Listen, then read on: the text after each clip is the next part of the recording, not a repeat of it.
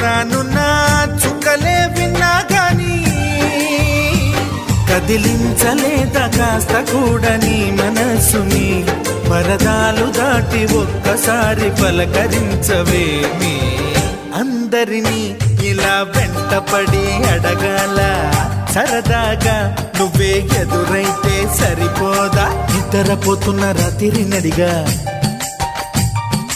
గుటికి చేరిన గువ్వల నడిగా